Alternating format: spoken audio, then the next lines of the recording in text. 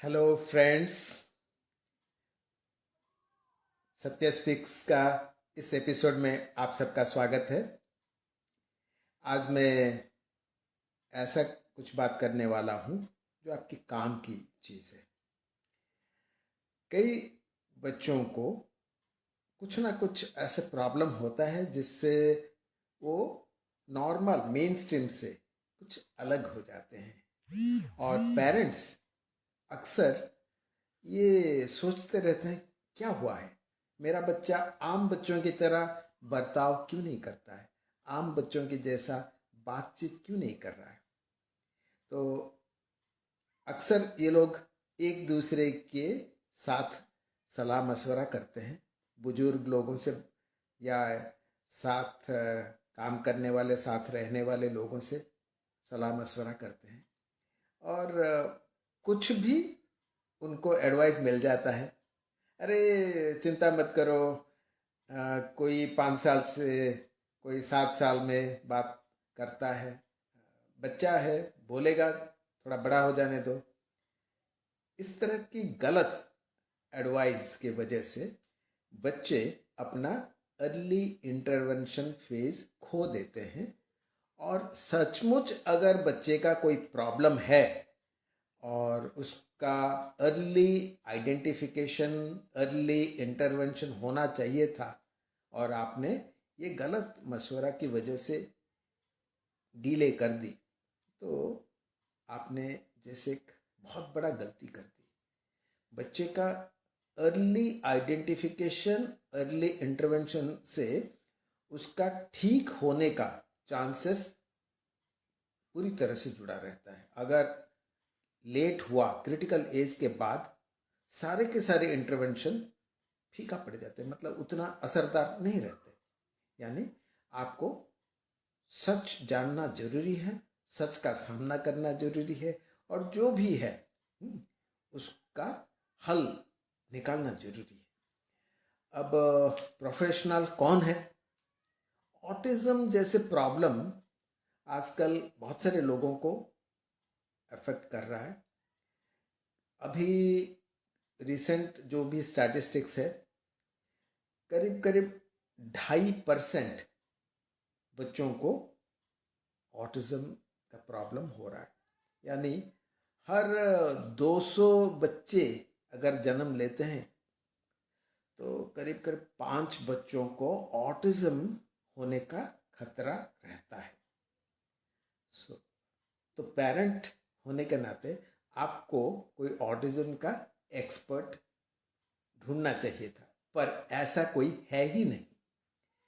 कोई ऑटिज्म का स्पेशलिस्ट नहीं होता है। हाँ, कोई क्लिनिकल साइकोलॉजिस्ट हो सकता है या कोई speech language pathologist, occupational therapist हो सकता है, या कोई पेडियाट्रिशियन, पेडियाट्रिक न्यूरोलॉजिस्ट और न्यूरोसाइकियाट्रिस्ट, ऐसे लोग हो सकते हैं जो कि ऐसे बच्चों का कुछ डायग्नोसिस करके आपको बता सकते हैं कि सचमुच आपके बच्चा नॉर्मल है, मामूली सा डिले है, या कोई खास प्रॉब्लम है जैसे कि ऑटिज्म या इंटेलेक्चुअल डिसेबिलिटी, ऐसा कुछ। तो अक्सर ऐसे प्रोफेशनल बड़े बड़े शहरों में तो मिलते हैं, बड़े बड़े हॉस्पिटल्स, इंस्टीट्यूशन में वो लोग काम तो करते हैं, पर हर जगह पे इनकी सेवा उपलब्ध नहीं है। तो छोटे मोटे जगह पे अगर आप रहते हैं या आप ऐसी जगह पे काम कर रहे हैं कि बाकी सब सहूलियत आपके साथ है, आपका रहना खाना पीना सब बढ़िया से हो रहा है, आप काम के लिए ऐसी जगह पे रहते हैं, पर ये सब प्रोफेशनल सर्विस वहाँ पे उपलब्ध नहीं है, तो क्या करेंगे? आप परेशान होंगे। तो मेरा ये कहना है, आप सच जानना जरूरी तो है और ये भी पॉसिबल है कि कई ऐसे simple evaluation, simple assessment tools आजकल बड़ा आसानी से मिल जाता है, जिसका इस्तेमाल करके आप पता लगा सकते हैं कि आपके बच्चे का प्रॉब्लम कुछ सीरियस है, आपके बच्चे को ऑटिज्म या दूसरे ऐसे डेवलपमेंटल डिसऑर्डर जैसे कि learning disorder attention deficit hyper activity disorder, ऐसे कुछ प्रॉब्लम है क्या, तो पता लगा सकते हैं। अब आज अगर हम ऑटिज्म के बारे में बात करेंगे, जिसका अभी बार बार जिक्र इसीलिए हो रहा है क्योंकि बहुत सारे बच्चों को प्रॉब्लम हो रहा है और कोई कॉजेटिव फैक्टर, कॉज इफेक्ट किसी को पता नहीं चल रहा है। किस वजह से ऑटिज्म हो रहा है किसी को पता नहीं चल रहा है। तो कम से कम पता तो लगे कि सचमुच बच्चे को ऑटिज्म है या नहीं। तो भारत में भी सरकारी स्तर पर ऐसा कुछ काम हुआ है जिससे कि डायग्नोस्टिक या असेसमेंट टूल्स बनाया गया है, जो कि बहुत ही सिंपल है। कोई भी पेरेंट थोड़ा सा ध्यान दे तो उसको पढ़ के समझ सकता है और सेल्फ असेसमेंट भी कर सकता है। मैं ये नहीं कह रहा हूँ कि सेल्फ असेसमेंट सही है कि गलत है। मैं ये कह रहा हूँ कि ये प्रोफेशनल का सब्स्टिट्यूट तो नहीं है। कोई प्रोफेशनल एक्यूरेटली आपका बच्चे का सीरियसनेस या सीवियरिटी असेसमेंट कर सकता है, पर कम से कम आपको तो आइडिया, अंदाजा हो सकता है कि बच्चे को ऑटिज्म है कि नहीं। तो इंडिया में जैसे Indian scale for assessment of autism, Isa tool कहते हैं। तो ईसा टूल बड़ा ही सिंपल टूल है। आप उसको पढ़ लें तो आपको समझ में आ जाएगा कि ये इतना मुश्किल नहीं है, कोई प्रोफेशनल के पास ही जाना पड़ेगा। आप खुद इसका आंसर खुद ही दे सकते हैं। अब आपके आंसर के आधार पर उसका रेटिंग कर सकते हैं, उसका असेसमेंट कर सकते हैं और सीरियसनेस आप खुद ही अंदाज़ा लगा सकते हैं। असेसमेंट का एक्यूरेसी तो एक बात है, पर आपको ये बता दूं, प्रोफेशनल के पास अगर आप जाएंगे तो प्रोफेशनल भी ज़्यादातर parents, care giver, family members को सवाल पूछते हैं कि आपने ऐसा देखा है क्या, बच्चा ऐसा करता है क्या, ऐसे सिचुएशन में बच्चा क्या करता है। तो ये लीडिंग क्वेश्चंस पूछते हैं प्रोफेशनल, और आपके आंसर के अनुरूप अक्सर वो अपना अनुमान लगाते हैं, अपना असेसमेंट रिपोर्ट लिखते हैं। यानी आपका जो ऑब्जर्वेशन है वो बहुत ही इम्पॉर्टेंट है। पेरेंट होने के नाते आपका ऑब्जर्वेशन इतना इम्पॉर्टेंट है कि प्रोफेशनल्स आपके आंसर के ऊपर बहुत कुछ वो डिपेंड करते हैं। वो खुद भी चेक करते हैं, टेस्टिंग वेस्टिंग करते हैं कंफर्म करने के लिए कि सही में आपका जो भी ऑब्जर्वेशन है या आपका जो आंसर है वो सही है, एक्यूरेट है, इफेक्टिव है, कि आप कुछ उल्टा पुल्टा बोल रहे हैं। वो तो करते हैं। बट देन हम अगर ये जाने कि प्रोफेशनल्स हमारे आंसर के ऊपर डिपेंड करते हैं तो वेल, हमारा ऑब्जर्वेशन और ये टेस्ट टूल को लेके आप अगर थोड़ा सा रिहर्सल, थोड़ा सा ड्रिलिंग करें और ये पढ़ लें, ये फ्रीली अवेलेबल है इंटरनेट में। नेशनल ट्रस्ट जो है भारत सरकार का राष्ट्रीय न्यास, national trust for autism, cerebral palsy, mental retardation, multiple disability का ये एक बहुत बड़ा ऑर्गेनाइजेशन है। उनके वेबसाइट में भी शायद ये टेस्ट अवेलेबल होगा, इंटरनेट में अवेलेबल होगा। तो आप खुद ही इसको चेक कर लें और पता लगा लें कि आपके बच्चे को ऐसा कुछ प्रॉब्लम अगर है।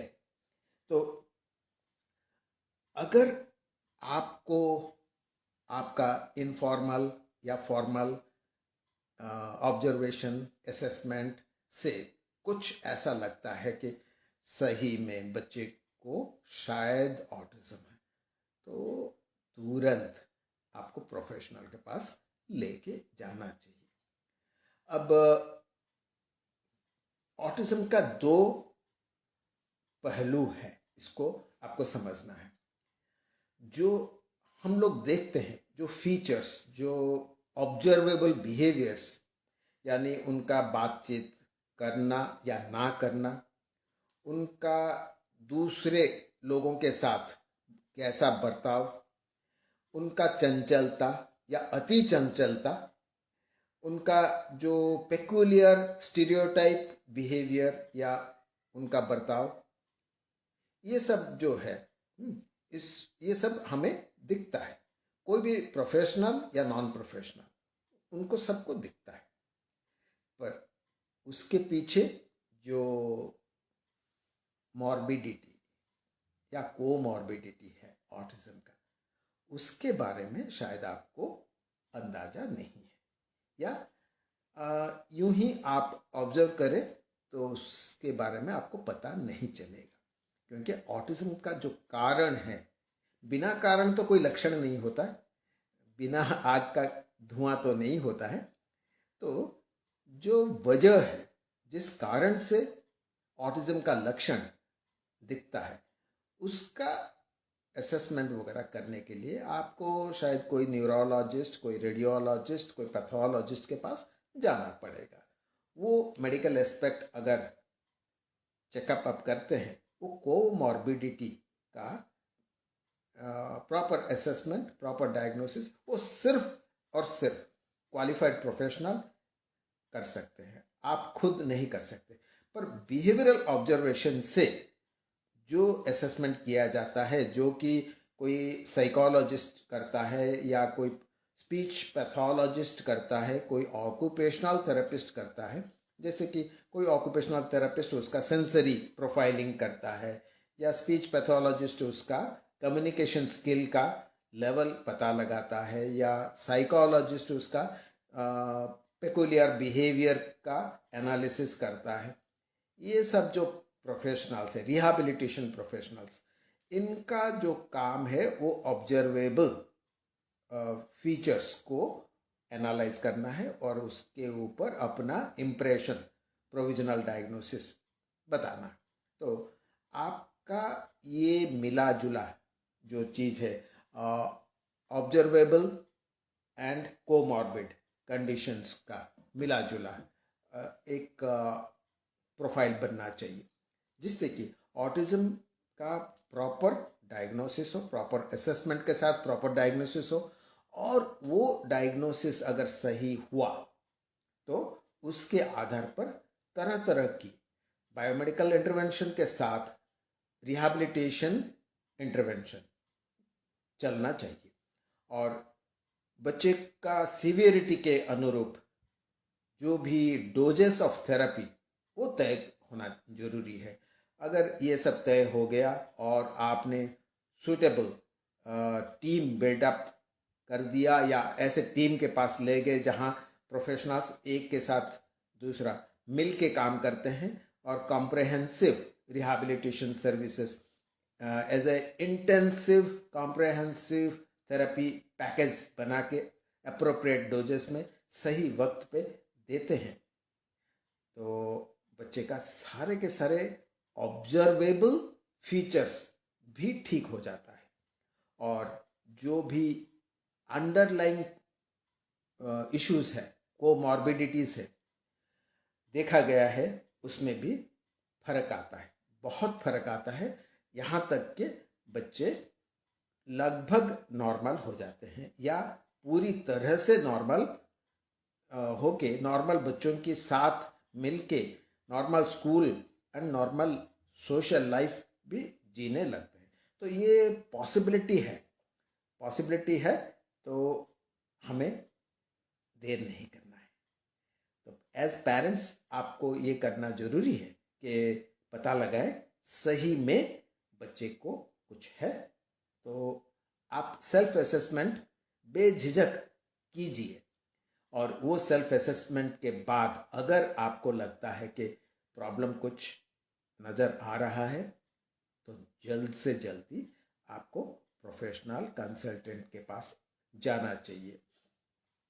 Institute of health science Bhubaneswar में जो है, हम ये काम करते रहते हैं, फ्री कंसल्टेशन भी देते रहते हैं और ऑनलाइन गाइडेंस कंसल्टेशन देते हैं। आप चाहे तो मेरे साथ भी कांटेक्ट कर सकते हैं। मैं प्रोफेसर सत्य महापात्र, मेरा जो नंबर है आप हमारा website institute of health science का वेबसाइट या मार्गदर्शी का वेबसाइट से भी ले सकते हैं। हमारा सोशल मीडिया में भी अवेलेबल है। आप मेरे साथ भी सीधा संपर्क कर सकते हैं ताकि आपके बच्चे का असेसमेंट सही हो, सही समय पर हो, ताकि उसका इंटरवेंशन भी सही समय पे शुरू किया जा सके, ताकि वो जिंदगी भर ये प्रॉब्लम के साथ जूझता ना रहे और उसके प्रॉब्लम के साथ आपको भी तकलीफ जिंदगी भर ना झेलना पड़े। तो ये पॉसिबिलिटी, ये ऑप्टिमिज्म के साथ मैं आपको आज छोड़ रहा हूँ, ताकि आप सोचें कि इतना आसानी से भी आप अगर सेल्फ असेसमेंट कर सकते हैं तो क्यों ना करें। कीजिए कीजिए। और कुछ कन्फ्यूजन है, कोई दिक्कत है, समझ में नहीं आ रहा है, जरूर मेरे साथ आप सीधा संवाद कर सकते हैं, सीधा संपर्क कर सकते हैं। मैं आपकी सेवा में रहूँगा। किसी भी दिन आप मेरे को कांटेक्ट कर सकते हैं और मैं आपके साथ हूँ हमेशा। Thank you very much. नमस्कार।